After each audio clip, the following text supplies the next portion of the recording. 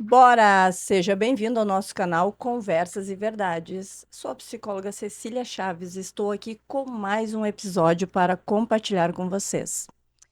E como sempre no nossos podcasts, nossos convidados são muito especiais. E hoje eu tenho a honra de ter um convidado aqui que a gente já faz alguns trabalhos juntos, compartilhando saberes, conhecimentos há bastante tempo. Então, é um prazer estar recebendo você aqui, Dr. Genaro. Muito obrigado pelo convite. Um agradecimento especial a ti, Cecília, e também o pessoal que nos assiste. Isso aí. Então, eu gostaria de começar ouvindo um pouquinho da tua formação, das tuas especializações. Quanto tempo tu tem de formado, doutor Genaro? É que nem essa questão é muito complicada, né? É que nem quando a gente pergunta para as mulheres, né, a A idade, idade, né? nem vem, isso aí é muito mais fácil. Isso é até prazeroso dizer quanto tempo está formado. Sim, A gente só faz uns cálculos rápidos. sim. Agora em dezembro eu completo 20 anos de formado, certo? Eu Uhum. formei em Pelotas. Pelotas. Depois eu fui para São Paulo, fiz residência de cirurgia geral. Trabalhei como cirurgião em São Paulo, em alguns hospitais. Ah, Fiz residência em urologia em Porto Alegre. E já Uhum. estou há 6 anos e meio, cerca de 6 anos e meio, trabalhando em Cachoeira. Em Cachoeiro do Sul, com a tua clínica, né? Sim, sim.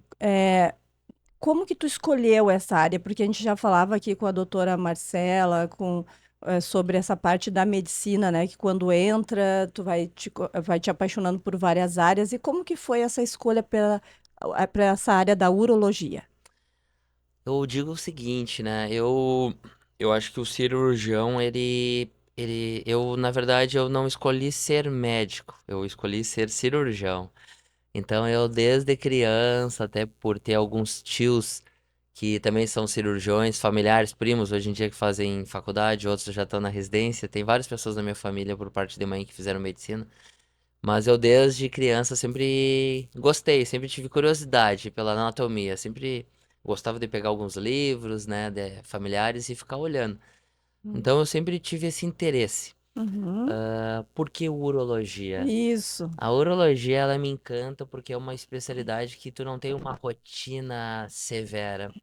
Tu tem inúmeros tipos de patologias, né? O consultório é muito rico, né? Tu tem diversas doenças que tu atende. Tem dias que eu não atendo dois pacientes com a mesma doença, às vezes eu atendo 10, 20 pacientes e cada um tem uma doença diferente. Então é muito rico isso. Eu É atendo, dinâmico, é né? muito Faz com que dinâmico. tu esteja sempre buscando Sim, outros estudos, saindo de uma claro. rotina simples, né, de conhecimento. Sim. E se a gente for focar mais ainda na área cirúrgica da urologia, a urologia é a especialidade que mais envolve tecnologia. Por exemplo, Essa eu acho que é uma verdade, né, doutora? sim, com certeza, Que a gente não está sabendo, é isso com ali. certeza. Por exemplo, o uso do robô, da plataforma robótica. O robô, na verdade, ele não trabalha sozinho, ele precisa do urologista, do cirurgião, no caso, para comandá-lo. É como se fosse um videogame. Tu tem ali os braços robóticos e tu tá num controle, no console, que tá a alguns metros de distância, controlando Uhum. o robô. Então, qual é a especialidade que mais usa o robô? A urologia, É né? mesmo, olha isso aí. E dentro essa tua rotina de clínica e cirurgia, aqui em Cachoeira do Sul, já é possível fazer a cirurgia com robótica? Com Eu, na robô? verdade, eu costumo levar meus pacientes para Porto Alegre, Uhum. porque nós não temos robô ainda aqui em Cachoeira, até pelo custo Certo. do robô, é um custo muito elevado. Então, eu costumo levar principalmente para Santa Casa. Aham. Opero com uma equipe, tenho colegas lá que me auxiliam nessa parte, assim como também por exemplo, a Holep, que é uma utilização do Romium Laser para cirurgias de aumento benigno da próstata, também costumo levar Uhum. por enquanto para Porto Alegre, porque são cirurgias que exigem aparelhos de alto custo. Certo. Mas Porto Alegre é logo ali, É né? logo ali, é Então é verdade. fácil, eu levo vários Atende todo o pacientes, estado, é isso aí. todo o estado, inclusive semana que vem eu tenho cirurgias de Holep em Porto Alegre. E acabou que semana que vem não vai ser nenhum paciente de Cachoeira, vai ser um de Santa Cruz e um outro paciente de Sobradinho. Mas esse mês inteiro eu tive cirurgias robóticas e de Holep em Porto Alegre, todos, digamos assim, ó, uns 30% foram de Cachoeira. Então, quando tu Uhum. começa a utilizar mais tecnologia, os pacientes da região te procuram mais também. Isso. Qual é a diferença, assim, de uma cirurgia com tecnologia e uma comum, tradicional? Qual é a diferença, só para a gente entender de uma forma prática, assim, para nós leigos? Eu diria que a primeira questão sempre na escolha do cirurgião e na diferença da técnica é sempre a experiência do médico, né, do cirurgião. Então, se tu pode fazer uma cirurgia convencional, como sempre foi feito até um determinado momento atrás, e ter excelentes resultados. Uhum, Mas a utilização da cirurgia com tecnologia, por exemplo, vamos falar mais especificamente do robô. Tu tem um aumento da visão, é como se tu pegasse a videolaparoscopia, porque o robô é a utilização do vídeo também. Tu certo. tem uma ampliação da imagem de cerca de 20%, de 20 vezes, tá? Uhum, Então tu consegue acessar na cirurgia da próstata, mesmo a pelve, que é um lugar um pouquinho mais difícil de acessar, uhum. tu acessa Facilidade uma para isso. facilidade, tu consegue diminuir o sangramento, tu tem uma recuperação mais É, rápida do isso eu imaginei. paciente. Então, aquele paciente que é autônomo, por exemplo, o que que ele quer? Ele quer operar e 2, 3 dias, muitas vezes, tá voltar ao trabalho. Dependendo do trabalho dele, da atividade, ele pode. Hum, Claro, se é um indivíduo que trabalha com cavalo, com gado, que é a realidade da nossa sim. região também, a gente tem que ter alguns cuidados, até pela questão anestésica, mas aquele indivíduo que trabalha em escritório, que ele é um autônomo, um contador, um advogado, ele pode voltar muito mais rápido ao trabalho, um médico, né? Uhum, Então tem tudo isso daí. Além disso, a cirurgia robótica, ela tem uma preservação maior da continência urinária e também da potência, que é uma uhum, grande questão do homem, que a gente depois uhum. até pode falar, Vamos falar um falar pouquinho sobre disso. os mitos, né? Isso, vamos falar sobre esses mitos e verdades. Mas com certeza muito mais benefício, muito mais, como tu disseste, assim, a parte do pós-operatório muito mais fácil, né, de retornar à vida normal. E eu acho que dentro dessa questão dos médicos, né, a visibilidade, né, de estar ali acessando com essa 20% a mais de amplitude de visão, né, eu acho que isso Sim. aí auxilia muito em Não resultados, auxilia né? muito o resultado, a técnica é fantástica e, claro, tudo isso tem um custo maior, mas é uma questão de investimento. É aquele tempo que tu vai ficar parado a mais, Uhum. a dor pós-operatória, a necessidade de analgésicos. E eu traço Uhum. até um paralelo falando da cirurgia de laser para cálculo. Hoje em dia é a realidade, assim, não se faz mais cirurgia aberta para cálculo. Há 10, 15, 20 anos atrás, né, quando entrou o laser, a gente via aqueles pacientes com cortes, às vezes tinham múltiplos cálculos, múltiplas cirurgias, Verdade. ficavam uma semana, duas afastados do trabalho. Hoje em dia não, hoje em dia o Olha paciente isso. muitas vezes opera, no outro dia está trabalhando. É verdade, porque na realidade, antes você, às vezes teria essa predisposição, né? Quantas vezes teria que fazer corte para acessar, né, os cálculos renais ali? Com certeza. É, olha isso. Bom, então dentro desse olhar da urologia, o que que tu já recebeu de maior desafio assim em clínica que te fez parar, estudar um pouco mais, pensar antes, porque tu gosta desse dinamismo todo, né, dessa prática mais, vamos dizer assim, que te desafia a estar mais dinâmico na atuação. Mas o que que já te desafiou de verdade, assim, que tu precisou? Calma, eu acho que Eu passou um filme na minha cabeça, assim. Eu acho que o que mais me desafia é aquele paciente que ele coloca. Vou aproveitar essa oportunidade, né, e claro, para diga as falar. verdades aí, doutor, é para isso que tá aqui. Eu digo sempre, cuidado com as informações que vêm do vizinho. É. Cuidado com as informações que não vêm do especialista. Então, aquela informação sem conteúdo estatístico, Sem sem ciência. ciência, aquela informação do eu acho. Quando me perguntam eu acho, eu sempre falo, não, eu não posso achar, eu tenho que ter certeza. Isso. Então, o que me é um grande desafio na minha profissão é também o envolvimento do paciente, Hum, né? Então, é aquela pergunta, né? uhum. Hipócrates mesmo falava já há poucos mil anos atrás, sempre questionar se o paciente quer ser curado, porque são muitos pacientes que eles buscam um tratamento, muitas vezes contrariado por digamos que Questão cultural. a esposa obrigou. Então tem histórias engraçadas envolvendo isso daí. Isso É é um desafio para ti. um desafio muitas Tem que vezes. trabalhar com a psicologia do sujeito. Claro, o grau de envolvimento do paciente. E claro, doenças mais avançadas, muitas vezes aquele indivíduo que comenta que, nunca fui no médico, já tem 70 anos, 60 anos, e acontece que de uma forma indireta ele descobre alguma alteração, se sente mal, e a gente descobre que ele já tem uma doença oncológica avançada. Uhum, E o meu desafio sempre é buscar cura. uhum. Claro que tem pacientes que eu sei que eu não vou poder curar, então meu desafio sempre é dar para eles uma melhor qualidade de vida, ampliar o tempo de vida, é tudo isso daí. Então eu sempre estou pensando como eu vou fazer isso, qual é a melhor técnica. A gente mora num país que não é um país rico, o país é rico, mas as pessoas não. Isso. Então, o desafio também é fazer o melhor para o paciente com ele não gastando menos, entendeu? Então, Uhum, esse é um desafio, ainda mais no interior do estado, né? uhum. Interessante isso, né? Porque depende muito de vários contextos, né? Do Sim, sujeito, da forma como tu vai achar o melhor para ele e pensar até nisso, na questão financeira do paciente, né? sim. Muito bem, doutor. E se tu pudesse dizer assim, o que que tu aprende diariamente com teus pacientes, assim, Eu aprendo muito, que né? fica para a vida tua, assim? Tudo. O convívio pessoal é um agradecimento da tua personalidade, né? Nós somos o somatório de tudo que vivemos. Então, as histórias boas, a gratidão, eu digo assim, ó, por exemplo, o que me move muito é o tratamento, a vitória. Eu, particularmente, gosto de.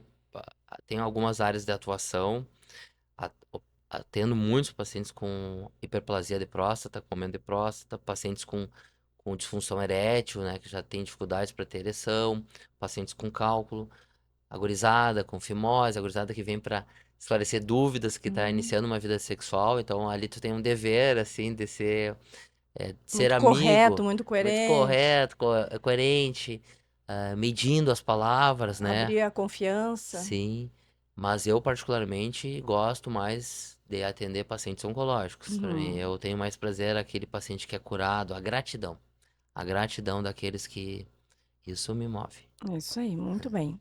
Eu acho que é importante a gente trazer isso, porque, bem como nós estamos aqui falando desse assunto no nosso canal Conversas e Verdades, justamente pelo fator de ser relevante abrir espaço para chegar mais perto de vocês aí, este tipo de pauta, esse tipo de assunto, porque no dia a dia, como eu disse no início da nossa conversa, a gente já fez vários trabalhos juntos com o Dr. Genaro, justamente por quê? Porque o homem tem as suas limitações para cuidar de si, da sua saúde.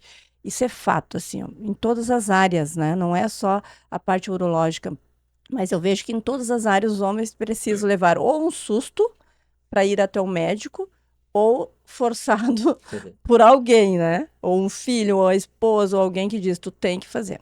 Então, é muito mais difícil. Então, poder estar falando de algo que eu sempre entendo que às vezes o câncer de próstata, né? E a gente está aí, ó, tem todo um mês para ser refletido sobre isso, que eu acho que é injusto, né? Tem que ser o ano todo falando, né? Não só no Novembro Azul, né? Então, por isso nós estamos de azul aqui, ó, eu, o doutor, aí, para dizer isso, o quanto que a gente precisa desmistificar que não é só em novembro que o homem tem que procurar o médico para conversar, para entender da sua saúde como um todo, mas principalmente a sua saúde íntima, vamos falar assim, né?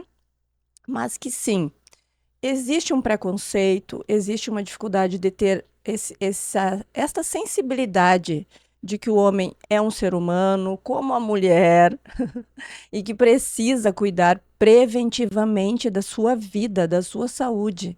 Isso é algo que a gente vem trabalhando também, junto à parte da psicologia, de trazer para o homem esse cuidado com as suas emoções, com a importância de ter o amor próprio, da autoestima elevada. E isso passa por quê?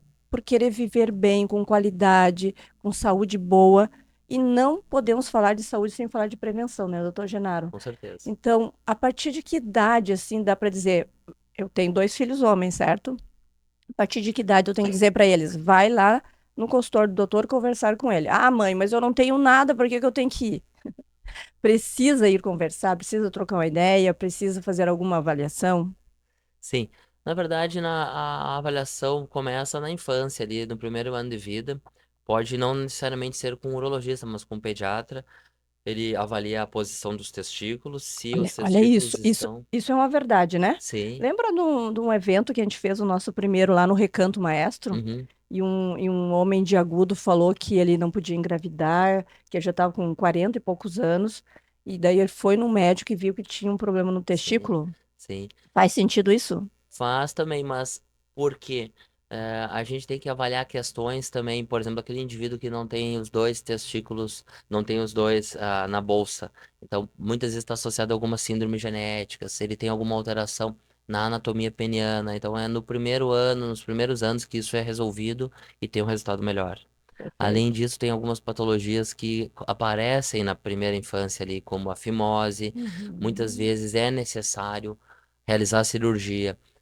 Outros pacientes, Só interrompendo, a partir de que idade tu indica a cirurgia de fimose? eu particularmente, diferente da maioria dos cirurgiões pediátricos, eu costumo indicar a partir da puberdade. Não quer dizer que eu não faça a cirurgia em alguns meninos de 4, 5, 6, 7 anos. Mas a psicologia Depende vai muito. contigo, doutor. A Sim, psicologia vai que a partir dos 11, 12 anos o menino tem um entendimento melhor do que aconteceu com seu pênis, com porque às certeza. vezes, quando é muito pequeno, fica um trauma pela dor, pelo cuidado excessivo, e isso pode repercutir muitas vezes na questão da sexualidade, da timidez, isso é fato, Sim, psicologicamente falando. sim. Então a gente ficou muito feliz quando veio essa colocação que a partir da puberdade seria o mais indicado. Aí a gente Claro, diz, não, com certeza, a criança sim. vai estar entendendo o que aconteceu com ele, né? E vai poder se cuidar também, né? Isso, assumir o seu Sim, cuidado o autocuidado é muito importante em todas as íntimo. fases da vida do homem.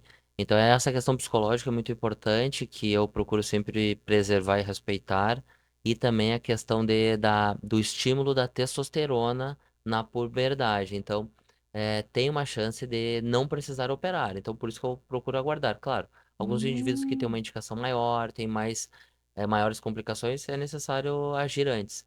Além disso, na adolescência, a gente vê alguns casos como varicocele, que são as varizes que aparecem no, gerando uma alteração na fertilidade, tá? Então, isso olha. na adolescência e também já no adulto jovem. Uhum. Mas muitos casos são necessários que o indivíduo aborde, né? O urologista aborde isso na adolescência. Além disso, também a gente tem os tumores de testículo que começam a aparecer já também na adolescência, no primeiro momento e também no adulto jovem. Então é muito importante o autoexame procurando diagnosticar precocemente o câncer de testículo, porque o câncer de testículo ele costuma dar lesões à distância, né, as famosas metástases precocemente. Então são Isso é várias, silencioso, né, é doutor? É silencioso. A silencioso. maior parte das doenças oncológicas, como câncer de testículo, ele cresce de volume, mas não dá dor. O câncer de próstata é muito silencioso, o câncer de rim, fase inicial, câncer de bexiga também. As doenças oncológicas, né? A gente pode citar doenças nas mulheres também, como o câncer de útero, de ovários, são silenciosas. Silencioso. Então, o check-up, uma revisão anual, ajuda bastante. É a Ajuda prevenção, bastante. né? Prevenção. Tem Então, alguns casos também, Cecília, de doenças familiares com carga genética, como o câncer hum, de rim, que pode aparecer em indivíduos mais jovens, a partir dos 30 anos. Mas, basicamente, a gente tem cuidados com doenças oncológicas de uma forma maior a partir dos 40 anos. tá, O câncer de próstata, especificamente, a maior parte dos indivíduos deve começar a fazer uma revisão a partir dos 50 anos de idade. Agora, tá. indivíduos que têm maiores fatores de risco, como indivíduos obesos, afrodescendentes e com histórico familiar, ou seja, com pai ou irmãos com Que já histórico tiver. da doença, tem que começar a partir dos 45 anos de idade. Por quê? Certo. A doença aparece antes e ela é mais agressiva. Uhum. Então, essa questão também aí de predisposição também é importante a gente entender, né? Então, existe às vezes uma predisposição não só pela genética familiar, mas pela genética do sujeito, da questão de Sim, raça e pelo que a gente sim. viu. Muitas vezes o indivíduo questiona, mas o tabagismo. O tabagismo não tem influência direta sobre a doença, Uhum. porém, ele é um fator de comorbidade, ou seja, ele tem um fator de piora, digamos, nos resultados quando o indivíduo é tabagista, mas isso em tudo, né? Em O tudo. indivíduo tabagista, ele, em qualquer coisa, em qualquer doença Ele que está ele tiver, vulnerável. ele vai estar mais vulnerável. É verdade. Eu acho que isso aí é um fator é, importante ser dito, né? E as pessoas às vezes vêm com as defesas, né? Ah, mas o meu vô morreu com 100 anos e fumou a vida toda. Cada ser humano é um, né? Sim, Então não se compare, com né? certeza. O Se organismo a de cada gente, um eu vai só reagir vou dar diferente. uma estatística. Câncer de bexiga. Câncer de bexiga, ele recidiva muito. Muitas vezes tu vai ter que fazer, tirar toda a bexiga, a próstata junto. Pode ter que ficar com uma derivação com a famosa bolsinha, como os pacientes falam. Mas de 50% dos casos são associados ao tabagismo. Sim, um câncer de bexiga. Eu tinha um paciente com 40 e poucos anos, câncer de bexiga por causa do tabagismo. Sim, Foi bem delicado. Complicou vários fatores na vida dele mesmo, isso aí. sim, com certeza. Muito bem. Uma questão importante, assim, que o nosso canal traz sobre qualidade de vida. É, para ti, o que que é qualidade de vida, doutor? Equilíbrio. Equilíbrio. Em tudo. Particularmente, eu me cuido um pouco com a relação do excesso de trabalho. Eu tento me policiar. Uhum. Então, eu tento falar um pouco de mim, né? Pode, deve. Um Até para exemplo dar o sempre exemplo, é o até para dar o exemplo. exemplo. Isso aí, o Eu acho que é exemplo sempre importante o homem inspira. sempre fazer exercícios. É importante fazer uma parte muscular, um reforço muscular, até pela perda progressiva de massa muscular depois de certa idade. E também associar um exercício aeróbico. Pode ser qualquer exercício, pode ser desde uma caminhada, uma corrida, Uhum. uma natação, Uhum. um pádel, Uhum. tênis, qualquer esporte, tá?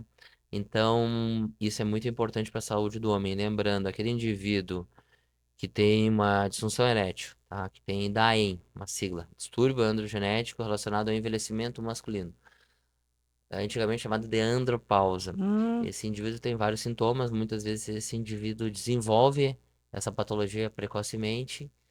Vai avaliar. O indivíduo é hipertenso, diabético, tudo isso sem um controle adequado. Ele leva a Uhum. vida flauteada, como falam. Uhum. Além disso, tabagista, obeso. A chance disso acontecer precocemente é muito maior. Então, é se cuidar um pouco, né?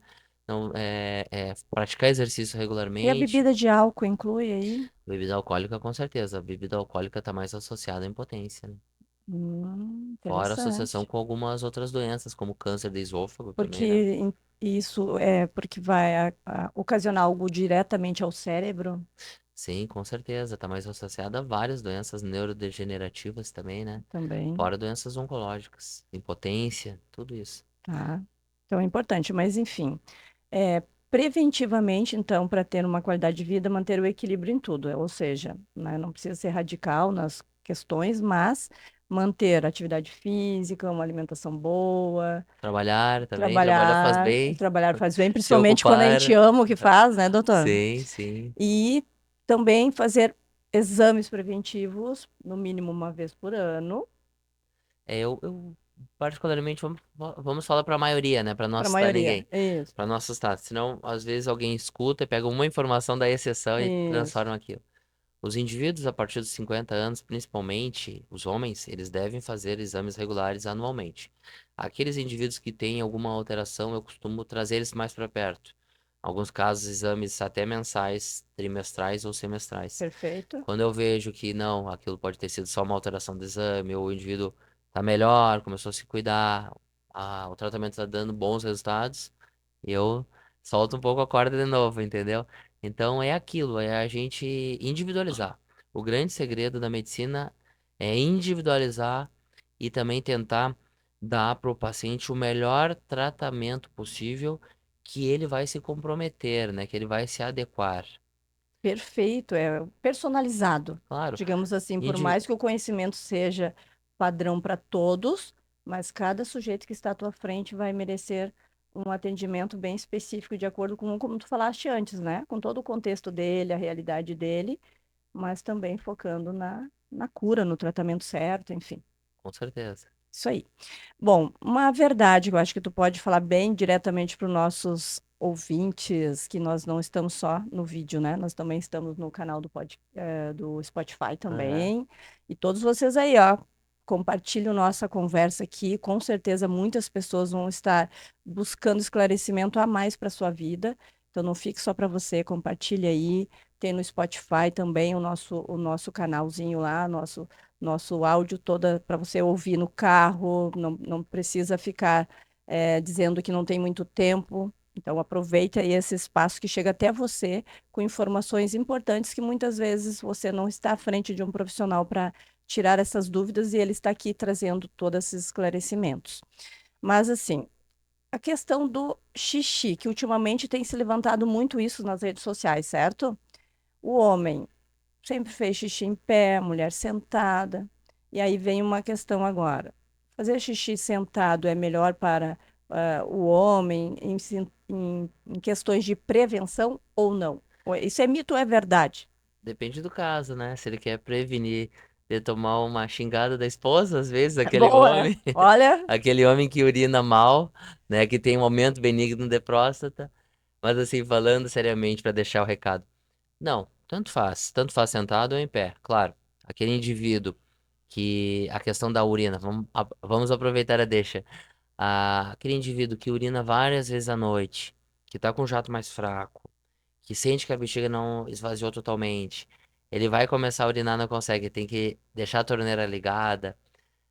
Ele começa a urinar e aquela urina, aquele jato fica prolongado, não termina nunca de urinar. E esse indivíduo precisa ir no urologista com certeza. Esse indivíduo tem possivelmente um aumento benigno da próstata.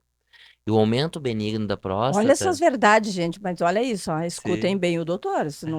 As pessoas adoram normalizar as coisas que não são normais, né? claro, muitas vezes eu costumo perguntar, urina bem?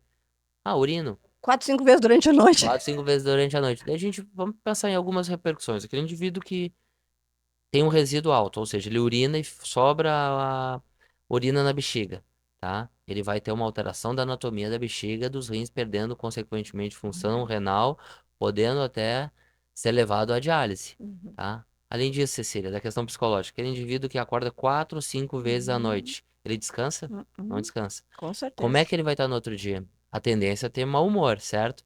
E a questão da senilidade precoce? Como é que tá a questão da demência?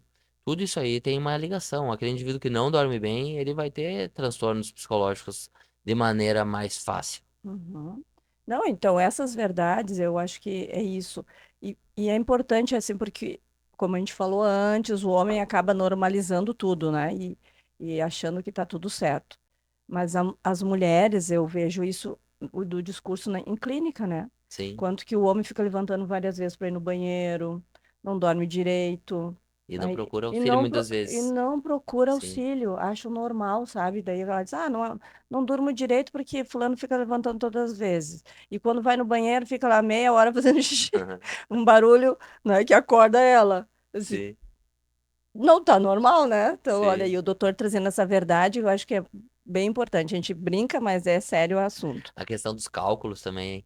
Ah, Muitas vezes o homem já teve várias vezes cálculo, ou até a mulher, cálculo urinário, né? A pedrinha.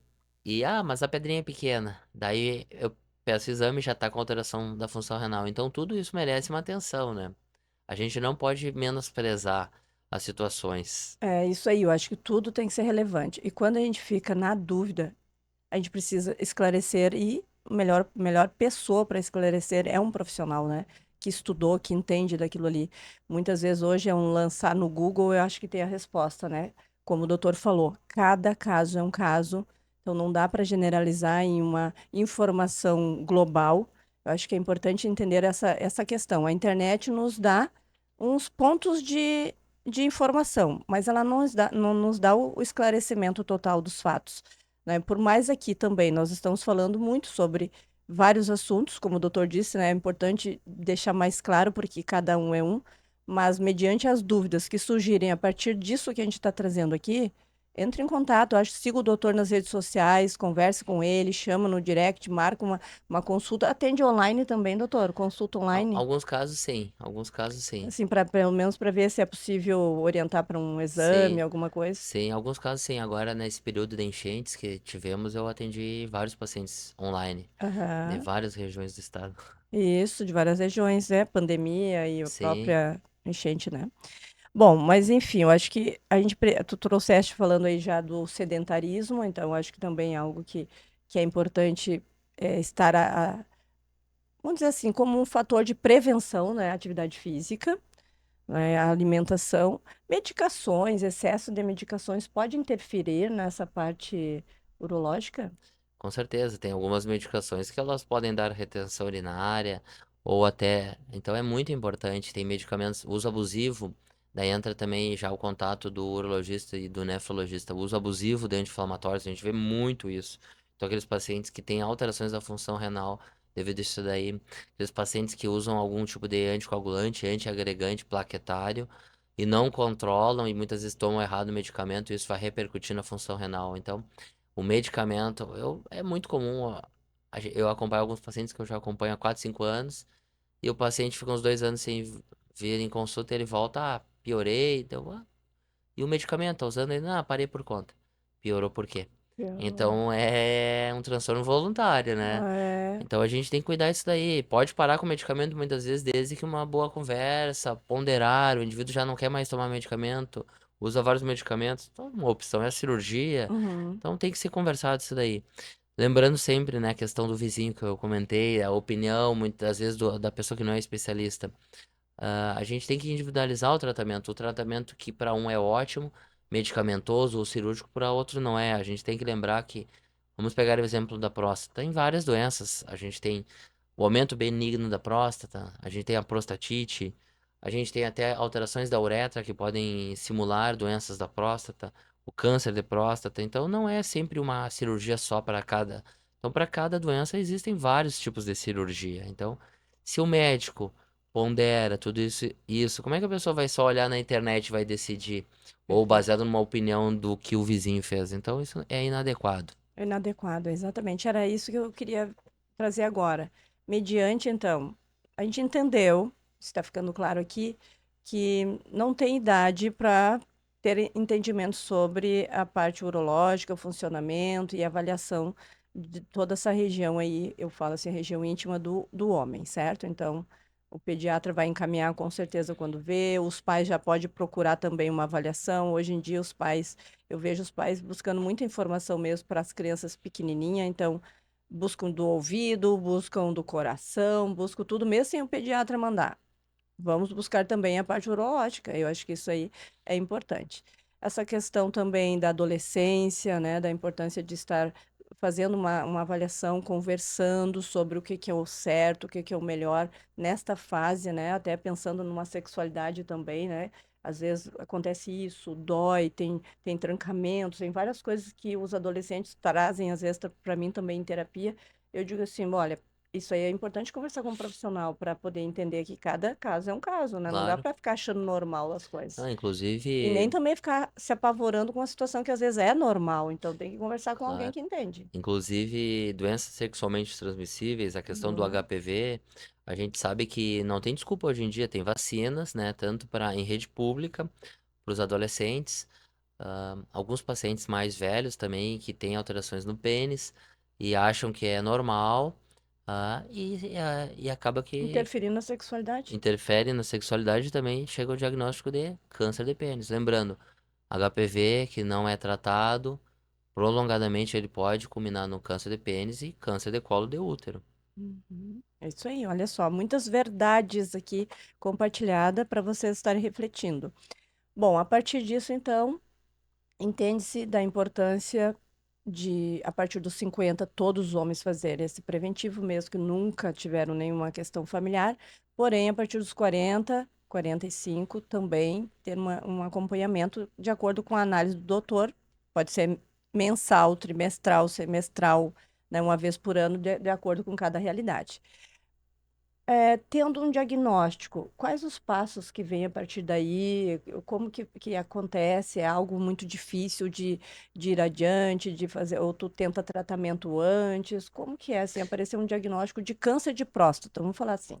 O câncer de próstata, é preciso fazer o diagnóstico, né? A gente adota o uso da ressonância, da biópsia de próstata, mas é muito importante a biópsia ainda mandatório porque precisa do anátomo patológico, né? Que é o material Tá. da biópsia, Uhum. tá?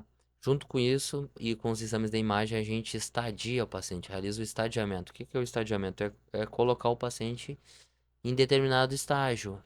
Dependendo, a gente associa a classificação da imagem mais o laudo da biópsia de próstata. A partir dali, a gente vai oferecer algumas terapias. Pode ser a vigilância ativa, que é para Uhum, aquele paciente que tem um câncer indolente, uma classificação de muito, muito baixo risco, uhum, dependendo da idade dele também. Pode ser oferecido isso, então isso é feito através de uma ressonância anual, acompanhamento seriado do PSA, por vezes mensal, trimestral, semestral, radioterapia em alguns casos selecionados e a cirurgia, sendo que em casos que é preciso realizar um tratamento, a cirurgia tem resultados melhores que a radioterapia uhum. a médio e longo prazo. E tem pacientes que têm doenças já mais avançadas, então a gente tem que passar para outra abordagem, como o bloqueio hormonal, né? O que que é o bloqueio hormonal? É cortar o estímulo da testosterona na próstata. E como nós fazemos isso? Através do bloqueio por medicamento, certo? Medicamentos oncológicos, ou também através da retirada dos testículos, que são que produzem a testosterona. Uhum. E depois tem outros medicamentos que nós disponibilizamos, que temos hoje em dia, né? Que começa a ficar um pouco mais complicado para o paciente entender, às vezes, numa conversa assim muito rápida. Sim, mas tem Mas todo um são caminho. todo um caminho. Aham. Claro, em termos de cirurgia, a gente tem cirurgia convencional, cirurgia aberta, né? Isso, eu acho que é importante Tradicional. falar, que a gente falou no início, né? Sim, a videolaparoscopia, que é a cirurgia por vídeo, que está caindo um pouco em uso, porque hoje tem a robótica. Então, a robótica, o Uhum, que que é? É a associação do vídeo com o robô uhum. e tem resultados muito melhores, né? Exige um investimento, mas são feitas condições para o paciente conseguir fazer isso daí. Então, Isso. hoje em dia, eu vejo que há dois anos atrás, quando eu comecei a fazer por aí, eh, era mais difícil e hoje em dia está ficando muito mais frequente. O paciente, é interessante isso, porque o paciente, principalmente em Santa Cruz, que eu atendo lá também, ele me procura já questionando. Ele tem interesse em fazer a cirurgia robótica. Eles muitas vezes aqui, ontem mesmo eu atendi um paciente, o filho. O filho tem 40 e poucos anos. Veio questionando que o pai. Eu fui olhar o prontuário do pai também. Eu já tinha indicado cirurgia para ele 2 anos atrás. E ele não operou, no caso porque estava com medo. Né? E agora tá só piorando, claro. Mas não é câncer, é um aumento benigno de próstata. E o filho relatava que tinha interesse em fazer uma cirurgia de laser da próstata, que é o roller, porque é uma cirurgia que eu tenho feito bastante agora, Fazendo pai. fazendo pai. Então, porque é uma cirurgia que tu não precisa ter cortes, né? Tudo pelo uretra. Então é Uhum, interessante isso. Eu gosto muito disso quando a uhum, pessoa procura, ela lê a tecnologia. Isso uhum. eu acho interessante do Google. Tu vai, tu vê o que que é a O de que melhor tem no hoje? mundo, Uhum. de melhor no mundo, e tá facilmente disponível, certo? E ele vai em E busca os e vai para benefícios, orientar. né? Os E os benefícios benefícios que são, tem e tudo, e sim, como tu sim. disseste. É um investimento, né? Uhum. Esse assunto agora que me fez pensar, eu acho que eu já te ouvi em outros momentos falando, mas já aconteceu casos também em clínica comigo de pacientes que foram homens, tá? Cheio de coragem, foram lá sozinhos e receberam um diagnóstico do doutor, tipo isso, indicação de uma cirurgia já. Foram para casa bem quietinhos e não comentaram com ninguém. Como que fica isso? Depois de um tempo volta lá, dá vontade de fazer o que com esse homem? Não, eu tenho uma prática, assim, muitas vezes, quando eu sei que tem um resultado oncológico envolvido, eu costumo ficar olhando a biópsia, assim, todo dia eu olho. Eu chamo o paciente, eu olho, dependendo da classificação de risco, eu já chamo antes o paciente. Se ele marcou o retorno para daqui 3 semanas, eu mando ele voltar, eu dou um jeito de atender antes, entendeu? E eu sempre peço, quando o paciente é mais idoso. Aliás, para todo paciente seria melhor ver sempre com alguém, porque São independente. muitas informações Muitas às vezes não é vezes. o diagnóstico, é a condição psicológica daquele paciente. Tem pacientes que não têm doenças severas, mas eles têm uma ansiedade muito grande, então é bom que vá alguém, porque ele não consegue absorver o que tu fala. Então, É. tu tem que ter esse talento, digamos assim, de observar o paciente. Por isso que eu gosto da consulta presencial também, e por isso que o WhatsApp, muitas vezes tem gente que fica mandando WhatsApp. Isso não é um meio de consulta, não é Uhum. adequado, isso é inadequado. Porque tu precisa sentir o paciente se ele está entendendo ou não. E através de uma consulta, tu consegue ter isso. Tu não vai ficar meia hora trocando mensagens curtas para chegar a um diagnóstico. Então, Uhum. é uma questão de se valorizar também. Isso aí. investir na sua saúde, que é nosso bem Sim. precioso, né? Mas, Cecília, até só esse paciente, por exemplo, que vai, Isso. eu tento Ah, sentir o paciente. E eu falo sempre, na próxima consulta, vem com a família. Se é o paciente mais idoso, que a esposa também é bem mais idosa, que a gente sabe das vezes das dificuldades de alguns pacientes. que Então eu os filhos peço, estão longe, né? Que estão eu gosto sozinhos. muito que os filhos venham também, né? E participem do tratamento, do pós-operatório. Eu gosto de operar e falar com o familiar depois também. Tem Muito pessoas que bem. perguntam, precisa ter algum acompanhante? Sim, sempre é bom, Isso aí, né? Genaro, eu acho que isso é bem importante, porque pode acontecer isso, né? Sim. Pode acontecer deles ir Lembrando, para casa e não querer mexer, né? sim, Por várias lembrando, questões, até psicológica mesmo, com sim. relação ao valor que dá à sua vida, né? Claro, o paciente é parte fundamental e o mais importante do tratamento. Ele tem que Sim. participar, né? Sim, isso aí. E se não consegue sozinho, com o apoio da família. Isso é importante. Outra questão, assim, porque a gente já está indo para o nosso finalzinho dessa conversa que passa muito rápido, né? Sim, sim. Mas, assim, uma outra questão. Tu precisa de auxílio em algum momento de um outro profissional para fechar diagnóstico, para ir adiante na cirurgia? Quem trabalha junto contigo em alguns casos, assim? Ah, com certeza, né? Na medicina a gente não consegue trabalhar sozinho, ainda mais o cirurgião. Ele depende muitas vezes, ele tem que ter um corpo de enfermagem treinado, tem que ter anestesistas, tem que ter outros colegas. Eu já fiz cirurgias com cirurgião oncológico junto, em Porto Alegre, quando eu levo pacientes, eu levo, quando eu vou fazer robótica, eu faço com mais dois urologistas. Quando eu vou fazer cirurgia, de laser de próstata, mais um colega também, urologista. Então sempre tem colegas isso em cirurgias falando. Para diagnóstico, por exemplo, além de aprender na residência, eu fazia biópsia de próstata, eu fiz mais uma especialização em São Paulo para fazer biópsia de próstata, devido ao tempo curto, o tempo vai ficando mais curto com o tempo. Então eu abdiquei de fazer as biópsias para me dedicar mais ao meu consultório e também ao atendimento, quando eu comecei a atender mais fora de Cachoeira e também ir mais para Porto Alegre para operar alguns pacientes. Mas, então eu preciso do radiologista quando faz biópsia de próstata, que antes eu fazia.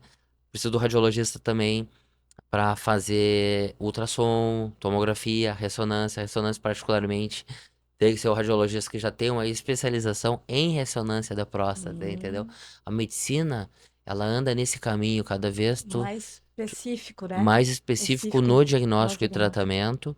E o médico, ele sempre tem que ele tem que crer na cura do paciente, no tratamento, no que ele está fazendo, mas ele tem que um pouco ser descrente, no sentido de sempre duvidar. Ele É tem que um pouco sempre, cético, assim, para ir além. no Isso. sentido assim, ó, do exame, da informação dada, porque muitas vezes, assim, ó, o paciente não é duvidar da idoneidade dele, é duvidar que é só aquilo. A psicologia explica, Sim, né? Muito porque isso, muito, a negação, minimiza os problemas justamente, porque tem medo de justamente. enfrentar uma coisa que seja grave.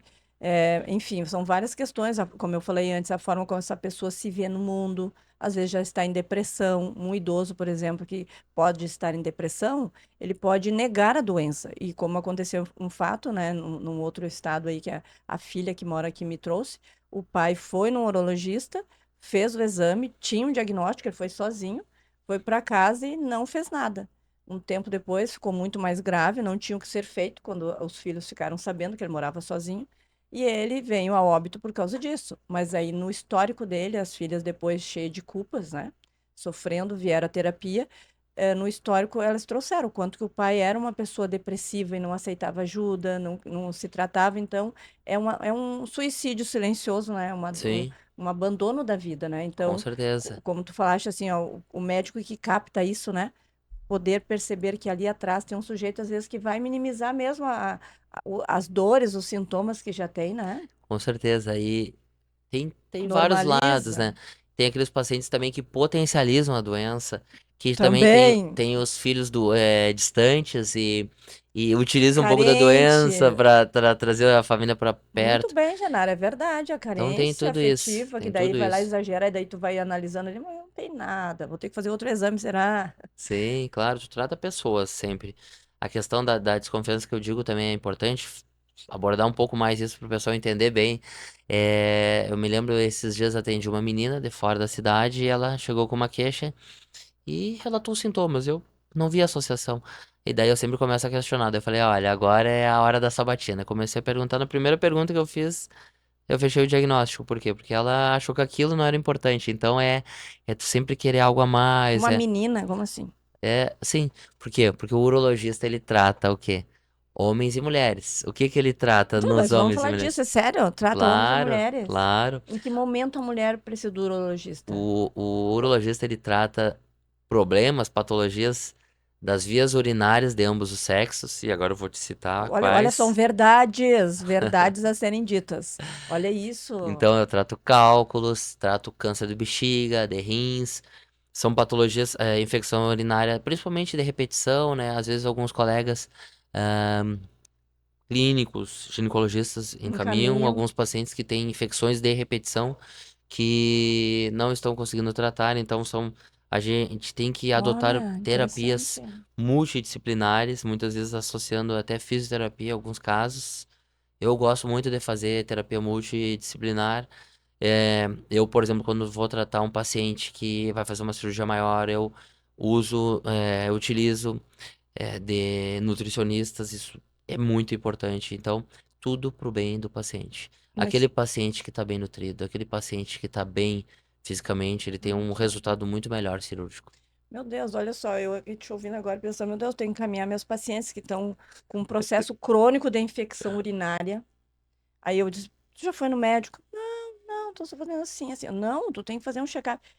Baixa vitamina D, B12, tudo lá se arrastando, quase anemia, Sim. uma com anemia. E não É sério, investigam, né? mulheres com 35, 40 anos com essas crises. Então, gente, para de normalizar as coisas. E o urologista, olha só, tu trata isso Trato, também, então, Genaro. vias urinárias de homens e mulheres e sistema reprodutor masculino. Isso que a urologia trata. Essa era a primeira pergunta a ser feita. Boa, muito boa. Agora eu já tô aí, ó. Mulheres, com certeza a gente vai começar a indicar pro doutor Genaro aí quando vir com essas queixas e que o teu ginecologista nunca tratou, não conseguiu entender o que que é. É recorrente isso ainda, tô falando Recorrente. sério. Várias pacientes minhas nessa faixa etária estão apresentando isso. É infecção urinária crônica. O que eu mais atendo no público feminino são infecções urinárias de repetição e também cálculos, É, né? eu digo crônica porque E elas veem com cálculos, essa sim, frase, né? sim, claro. Que é de repetição, tá E sempre. cálculos é muito interessante, até vi uma coisa aqui, a ingesta de líquido. Aquele paciente, muitas vezes, que tem cálculos repetidamente, tu pergunta, e aí, como é que está a Toma água. alimentação? Toma água? Não. A ingesta de proteína animal em excesso. E ingesta de refrigerantes à base de cola, né? Pepsi Cola, Coca-Cola, lá em cima. Vai ter cálculo mesmo, né? É O isso excesso de aí. sódio É que a gente sódio. vê, os conservantes, excesso de sal de cozinha, os excessos. Os industrializados. Eu costumo dizer que eu não sou aquele médico radical, não vou cortar coisa, eu vou falar, dá uma maneirada, Reduz, né? reduz, Quando é né? possível. E toma mais água. Muita. Água não pode reduzir. Água, 3 litros. Vamos fazer um brinde aqui, doutor. Vamos tomar nossa aguinha aí. A saúde. Saúde, Isso né? aqui é um remédio que tá em casa, né, doutor? Sim, sim, barato, né? Uhum. Muito bem. Tem algo mais que tu queira deixar? Alguma verdade que tu acha importante compartilhar ainda?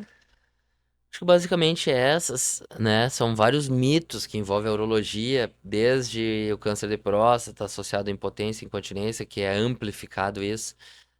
Então, muita gente tem medo, deixa de ir no urologista, mas não ir no médico não evita doenças. Uhum. Não evitas, né?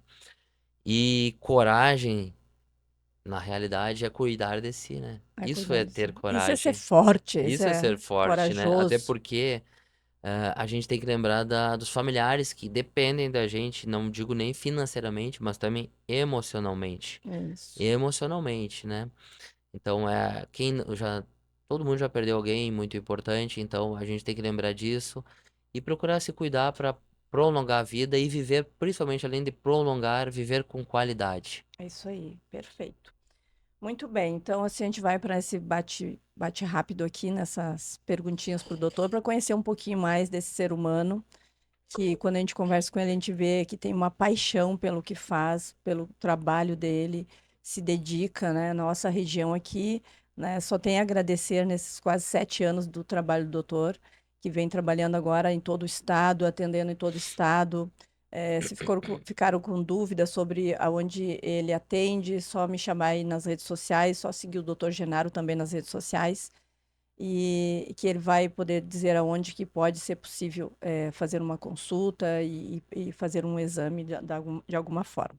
Mas então, vamos lá, pergunta rápida. A primeira palavra que vem na cabeça, e não vale o Grêmio, eu já vou dizer. Não vamos Não, falar, sou gremista, não pode vamos falar. falar do Grêmio, isso me gera tristeza atualmente. Muito bem, mas assim, um medo. Medo, medo, sempre tive medo. Tem que ser muito rápido a palavra. É, Eu só vou serei curto. É de envelhecer de certa forma e limitar o tanto de cirurgia que eu posso fazer. Tenho medo de pela parar de velhice. operar.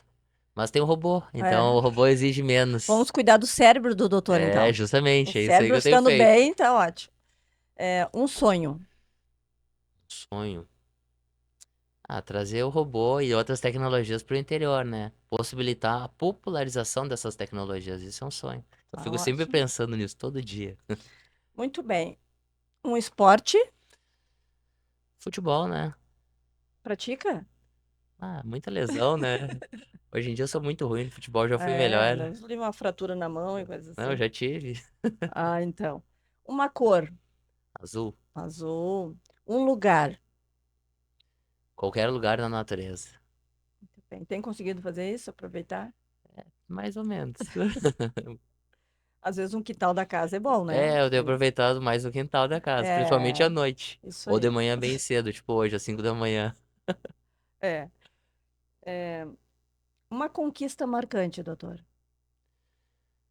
Ah, uma conquista? Não sei se pode ser isso. Ah, eu tenho um filho, né? Que pra mim Deve é o meu ser. maior patrimônio, é o que eu mais amo, né? Que idade E tá depois meu nessa? trabalho.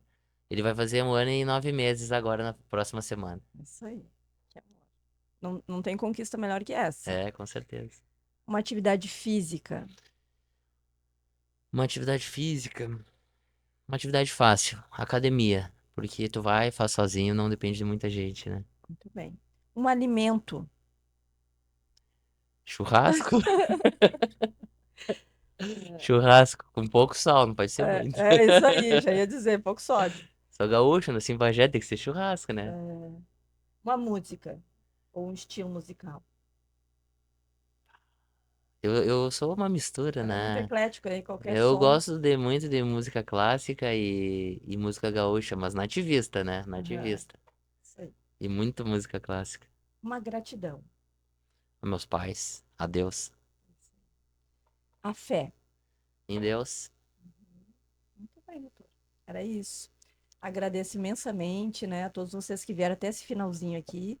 Compartilhe o nosso vídeo, busque mais informações sobre tudo isso que a gente trouxe aqui como reflexão importante e siga nas redes sociais aí o doutor, curte nosso canal, compartilha, dá o likezinho, que nós vamos estar nos encontrando aí nos próximos episódios.